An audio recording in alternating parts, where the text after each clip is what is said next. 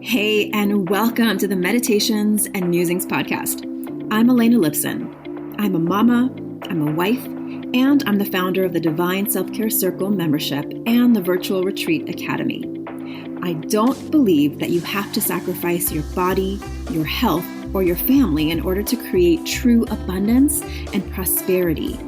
I believe in living based on the divine feminine metrics of success, and these include pleasure, play, ease, grace, and a slower pace. Each week, I'll bring you 1 to 2 new episodes. One of these will be a guided meditation that you don't have to do on the meditation pillow, and the other will be a conversation to help you access your inner wisdom, to ignite abundance, and inspire others to do the same. I invite you to join me on this journey back to the magic of a divinely aligned and well cared for you. And now, join me for today's episode. Hello, this is Elena Lipson. Welcome to the Divine Self-Care Meditations and Musings podcast. I am switching gears today on purpose, and I had a whole entire other episode ready for you all about how to create a nourishing, prioritized 2019. But instead, I want to talk to you about anger and to give you permission to feel anger, to help you tap into anger, and to give you some tools to process anger in a way that feels like you've actually taken the time to release it. So first, I want to share why I did this pivot and why I am so passionate about helping you release anger. But first, I want to share my story about anger and how I came to feel so inspired to teach women to really embody all emotions and to learn to tap into them and to really explore the idea that so many of you out there might be suppressing anger to your own physical, emotional well-being. I was intuitively called to pick up a book last night by Dr. Christiane Northrup, and it's a very old book, and there's been many copies of it and versions of it and updates to it. I happen to have an older version, but the content is still extremely relevant. It is Women's Bodies, Women's Wisdom. I was intuitively led to open to a section on breast cancer and immunity and wellness. And it's a really thick book, like literally it's like 5 inches thick. So you can really open up to any part and start reading and get some benefits from it. But the part that I opened was a part that talked about a connection between breast cancer and emotions. And now I personally have not had any breast cancer in my own body or in my family. Thank goodness. I know many women who have. It's a very big, growing trend that you might know someone who has had breast cancer. You might be someone who's had it yourself.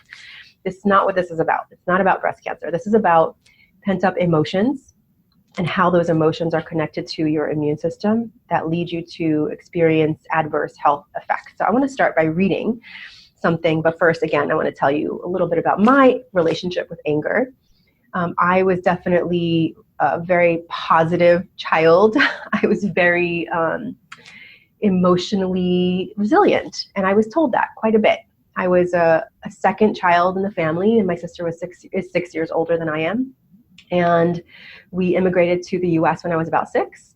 And we moved every 2 years until I was about 16. And then I went to college early. Like I was a very happy, creative, sort of resourceful, independent kid. I was a latchkey kid, so I spent a lot of time alone at home and actually really liked it. I liked having time to read and to, get sneaky and explore my house, like all the drawers, and spend time talking on the phone with my friends and making my own meals and watching TV. Of course, I was a child of the 80s, so definitely watched a lot of TV and learned how to be resilient in 30 minutes by watching all of those episodes of Growing Pains and Facts of Life and all those different shows that resolved all conflict within 30 minutes.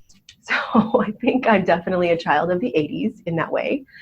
And through that time in my family, there were definitely things happening within my family that I didn't know about.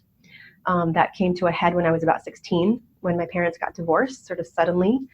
And I became a 2-household kid at that point. I was pretty much on my own since I was 16, working, going to school, getting school loans, really independent on my own, very early in life. Now that I have a 13-year-old son, I can't imagine him being on his own in just 3 years, but that's how I was. I grew up really quickly, and I never complained about it. I just, sort of stuffed everything in and continued, because that's just how you did things in my family and in society. You just move forward, right? It's kind of the immigrant mentality, like things could be worse, so keep going forward kind of thing.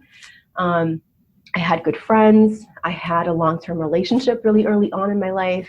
And I remember being able to get angry a little bit within that relationship, but not really fully express or access my anger. And never really had a chance to process my emotions around my parents' divorce. So I ended up gaining a lot of weight.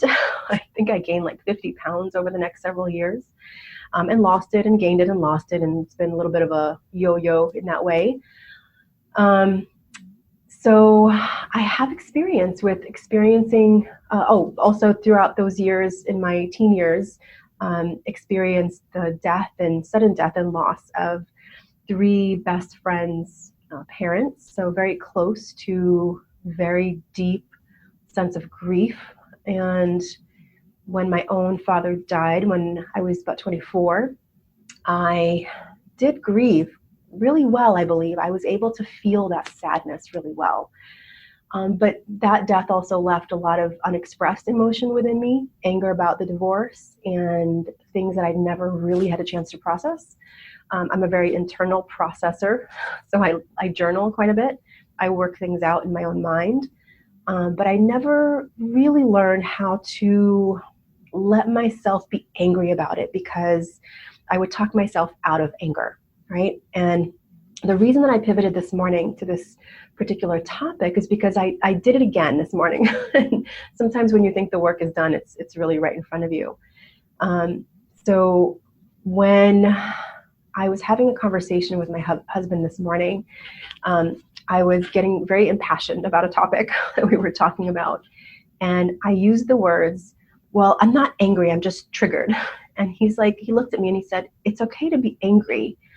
And in that moment, I felt what I was about to do by saying I'm not angry, I'm just triggered, was stuff down my anger, which I was angry.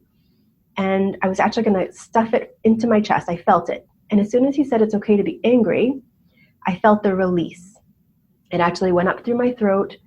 I got a little teary, and then it just left. Like, I was like, you know what? You're right. I am angry. And even just saying that was a huge deal for me, because in the past, in our relationship, I'm very logical. I'm also very intuitive. I can talk myself into and out of any situation. I'm very verbal. I communicate really well, but that comes with a little bit of a detriment in that I can talk myself out of emotions that are uncomfortable by justifying them in some way. So this has happened to us before, where I felt, I know I felt angry, but I didn't quite know how to express it. I would say probably about now 5 or 6 or 7 years ago, sometime around the time that I was having my kind of autoimmune crisis, and unexpressed emotions were like just rolling around in my body. And my husband brought home this book, which I recommended on the podcast before, called Radical Honesty by Brad Blanton. Now, I don't agree with everything in that book, but he definitely gets into expressing emotions, expressing anger on a regular basis. And so my husband sat me down and we were talking and we had this conversation, and he's like, okay, tell me what you're angry about. And I'm like, I'm fine. I'm fine. Everything's great. I'm fine. Which he knew was not true. And he's like, come on, just tell me what you're angry about. And so finally, I just came up with the thing that came up into my mind, which was, I was angry about having to move. And anyway, it was this whole long conversation, which I won't get into right now, but I will get into in future episodes. I think it's really important for you to understand that what drives me to teach you about and talk about self-care and self-mastery to the core, which is what I've been doing for the last 5 years. And I said, okay, I'm angry about this. And he looked at me and he's like, well, you don't look angry. And he wasn't being mean. He was just observing. He's like, you don't look angry. And I just sort of sat there kind of dumbfounded, and it's like, I don't even know what that would look like. And I mean, to me, an angry person is like red and sweaty and, flopping around and not composed. And to me, being composed was very important. And I hadn't realized that. And I'd been called composed as a compliment in my lifetime. Oh, you're so composed. You're always so like present and grounded. And that's great. I love being composed and present and grounded. But it left the anger to stew in my body. It left it repressed.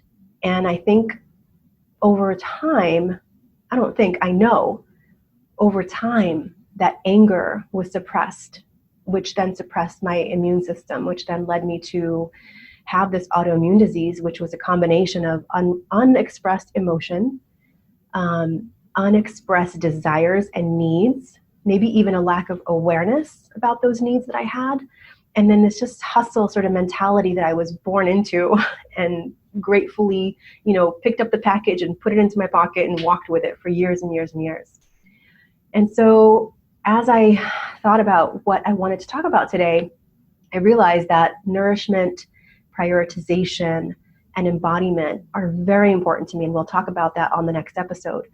But I felt like when I had that moment of anger awareness and I felt my body release it as soon as I just said the words, I'm angry, I wanted to come to you today and give you this thing to think about, that as we're going into this new year, I'm recording this on the last day of 2018, as you are stepping into what you want to create and all that you desire for yourself, that you remember that you are a full expression of emotions, and that being angry is a beautiful thing.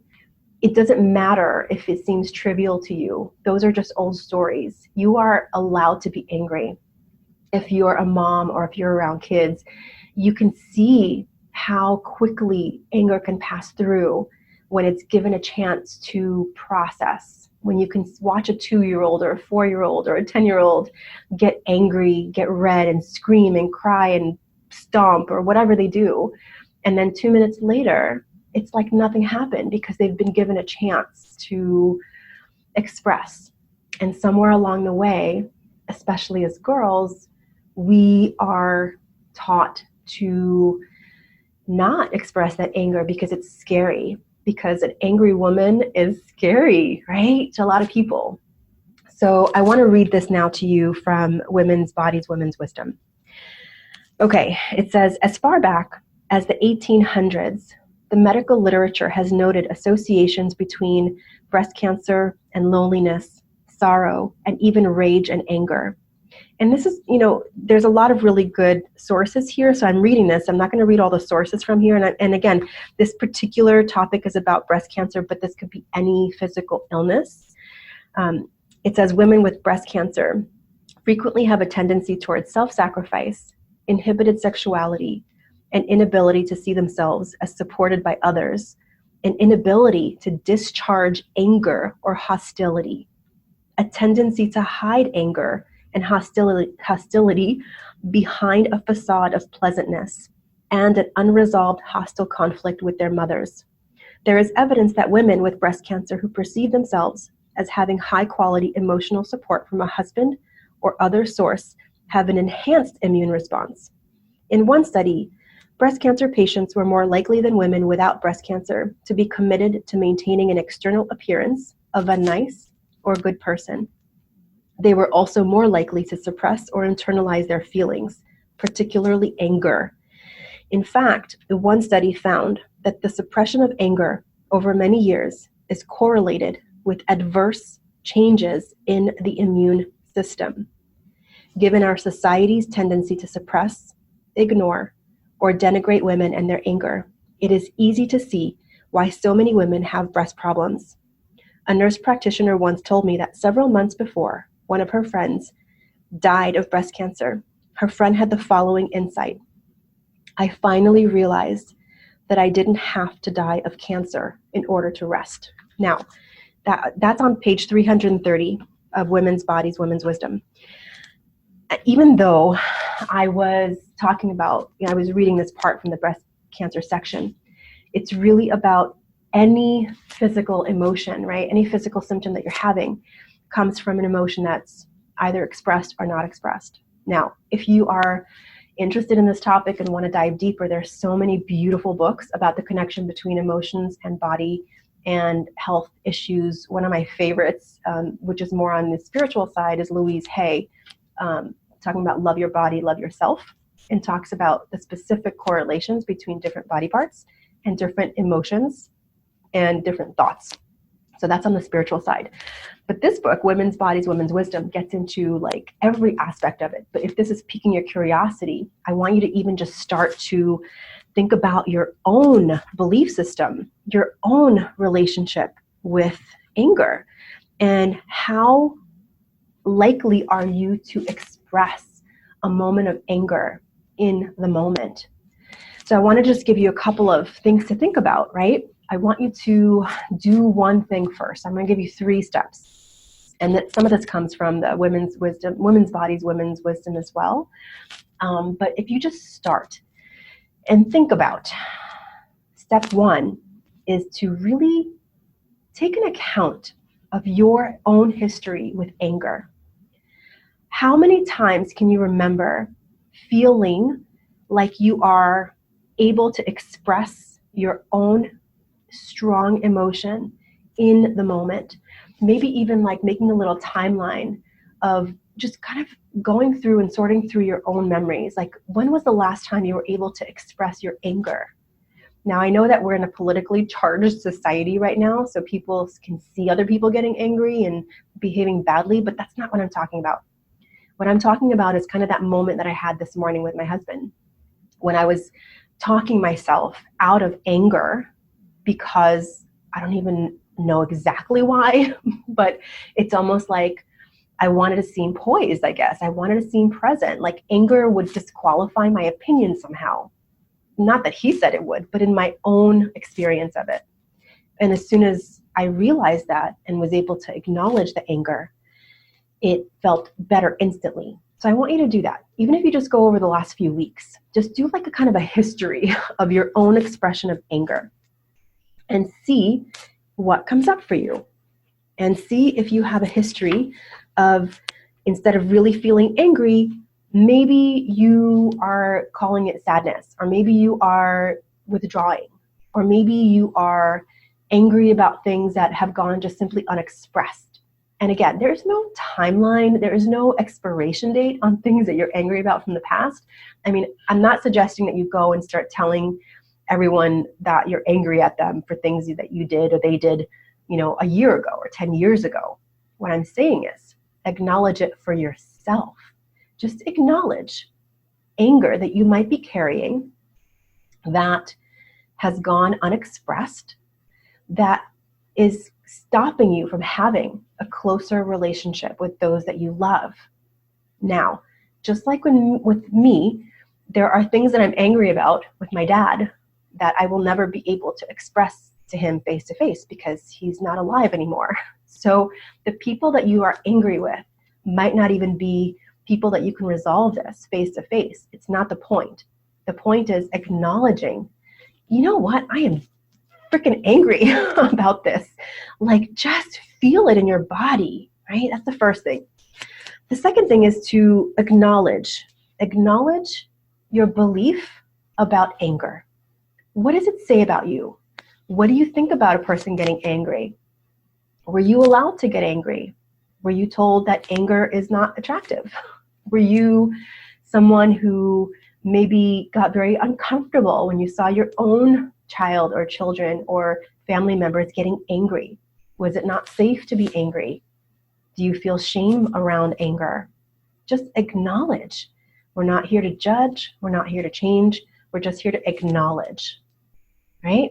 So again, the first step was to go through your history of last times where you either held it back or expressed it but didn't feel good about it.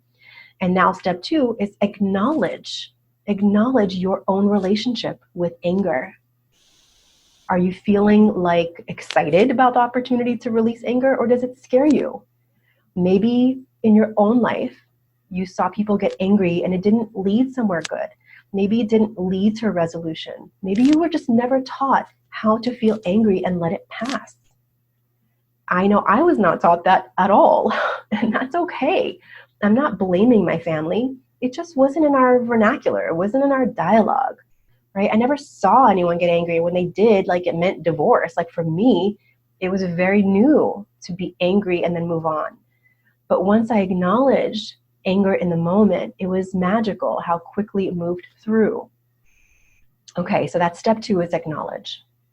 Now, step 3 is I want you to actually think about one specific situation that you are currently angry about. It would be helpful if it's something from your own life, some situation that you feel unresolved anger about. And I want you to embody and allow it to move through. There's a couple of ways you can do this. So one way you can do this is by, in a safe environment, maybe like your bedroom, grab a pillow and just start hitting it. Just hit it. Scream into it if you need to. Just hit the pillow. Like, let yourself really punch that pillow or your bed somewhere where you can release. It's talking about that word that we read in the book, discharging emotion. If your emotion doesn't have anywhere to go, it stays in your body, right? Like a little bubble. And that bubble lodges itself in part of your body. A lot of women hold anger in their chest area, their lungs. As the book was talking about, a lot of women end up holding anger in their breast, and it goes even deeper and talks about specifically the left breast. And so there's a lot of biological and scientific research that goes into this, which I've read books on. And if you're interested, please connect with me and I can give you more information on it. A good place to start is this book, Women's Bodies, Women's Wisdom by Christiane Northrup. But if you are someone who has not had experience discharging emotion, right, whether it's joy or anger, because if you can't truly feel that despair or anger or like frustration or like that, like real in your body, then I want to say to you that you might also have as much of a challenge expressing or receiving the pleasure, the joy, the celebration on the opposite end of the spectrum. Unexpressed emotion tends to go over as a layer over everything. So if you are unable to express the anger, you may also have the inability to express that sheer joy, the level at which it can be experienced. So one option is to punch a pillow, which is fun. It might feel really awkward if you've never done it before. The other thing which I love to do and I teach to my own clients and in my own circle, the Divine Self-Care Circle, is to move it. Put on a song that is fast or is like really has a good beat to it, and then just like stomp and dance it out. As many songs as it takes to express anger through movement. Again, it's going to feel really awkward at first. We do this at retreats. I do this with my clients. I will be teaching more and more of this embodiment throughout the next coming years as bigger and bigger part of my work because it's so powerful. But if you can discharge emotion through movement, you don't even need to know specifically what it is, but you always have feelings stored up. As a woman, as a human being, you always have feelings in your body that are stored up. We're more comfortable expressing happiness, even sadness, and even shame as women. Not comfortable, but used to. But anger is just one of those things that doesn't look pretty. So put on a song or 2 songs or 3 songs and just stomp it out. Just dance as if you're angry. Give yourself a good 5 to 10 minutes. Don't shortchange yourself. Really get into this.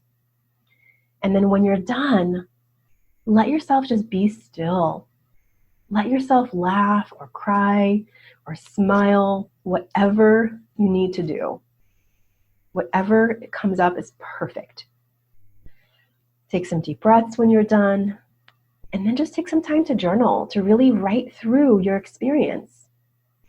If you do just one thing, do this last one, right? So I gave you those 3 steps. The first step was, what is your history of anger? Like, what have you seen in your own history? Like, how have you experienced anger? How have you personally expressed it or repressed it for whether it's the last 6 months, whether you can go back to your childhood, whatever comes up for you. There's no right or wrong here.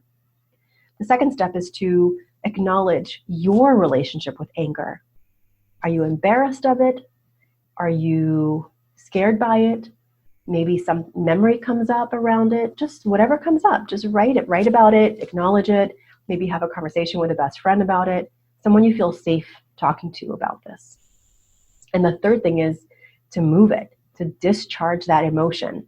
And again, you don't even need to know specifically what you're angry about, as I guarantee you, as a woman living in today's world, you have some anger in your body. We all do. It's natural. It's part of our emotional landscape. So put on some music, give yourself a good 5 to 10 minutes, and just dance anger. Again, you might start slowly and awkwardly, and that's okay. Just see where it goes. But if you can embody this as a practice in your life, you can also then dance happiness. You can dance pleasure. You can dance joy. You can feel the entire spectrum of feelings. Again, start gently with yourself. It might just be a moment where you feel you access that true anger that you have, and you have a good cry about it and you move it, and you just know that you're safe to feel it. And then it'll start impacting how you express anger in the moment. And it might take a while, like I said, I've been doing this work for a long time now. And even me, after having done all this embodiment work and inner work and work with, therapists, and I've done the work, believe me, even still this morning, I was in a place where I was about to just talk myself out of it. And instead, luckily, my husband said, it's okay to be angry. It's almost like I had permission again. And again, I think I needed it. So again, we're all walking this together. You are not alone. You are not broken. Neither am I. You are exactly where you're meant to be. And now I'm giving you a tool, this tool of anger, this heat, this fire, and to allow yourself to take the time to acknowledge it, to move it, to discharge it as a practice. It's not a one and done. It's definitely a practice. So, thank you for going there with me. I know this isn't a happy-go-lucky, joyful topic to talk about, but the other side of this is joy, is happiness, is release, is the ability to experience the full spectrum of emotions, and that gives you power. That gives your body freedom. It creates space. Like if you could empty yourself out of anger on a regular basis, you're creating space for joy and happiness to fill those pockets in your body. And that is a much more powerful place to be. That's a woman who knows what she wants. That's a woman who knows when she's angry, is able to express it and move on. And I promise you, as painful or awkward or uncomfortable as it feels the first time you try moving anger, you'll feel on the other side of that a sweetness, a release, a letting go, and a place to allow for the magic, for the alignment, for the joy to truly show up. So I'd love to hear if you do this. Find me on Instagram, Elena_Lipson, and let me know how this landed for you. Let me know when you do this exercise. I want to know how it is. Tag me, take a picture, do whatever you got to do. But I want to know how this went for you. I am with you. You are not alone. And in the next couple of weeks, we'll be opening up the Divine Self-Care Circle again. If you want to be in a community of women who are committed to showing up, to really nourishing your emotions and your body and your physical self on a regular basis, to prioritizing this work, and to really showing up fully in your full power, full expression, full joy and anger, then I will be inviting you into the circle. So I'm so grateful that you're here. I wish you an incredible, fully expressed, fully joyful, fully angry, fully open, fully free 2019. I'm so blessed to be able to share this path with you. Thank you so much. Have an incredible day, whatever you're doing to celebrate. If you're listening on the 1st, if not, whatever you're doing today, enjoy it. Feel it, receive it, and bless it. This is Elena Lipson, your Divine Self-Care Mentor and your self-care coach. If you want to learn more about me, head on over to elenalipson.com. Get the free gift that I offer you at elenalipson.com/gift. And let's start the journey. Let's make 2019 magical. Thank you so much, and I'll see you next time. Thank you so much for listening and learning about the new divine self-care way of being in your life, business, and the bedroom based on the divine feminine metrics of success: pleasure, play, ease, grace, and a slower pace. If you're ready to bust the myth of overwhelm and tap into an inspired start to each day, I've put together a free video series for you to help you start each day with energy, inspiration, and ignite that inner pilot light which attracts joy, magic, and synchronicity. You can access my 3-step magic morning practice to help you ignite your inner light and attract the abundance that you're craving. Head on over to elenalipson.com/gift. And if you enjoyed this episode, I would so love if you share it with a friend, a sister, a mother, a daughter, and please leave a review. That is how the magic starts to ripple out. Here's wishing you a day full of beauty, magic, and divine self-care. I'll see you next time at the Meditations and Musings podcast.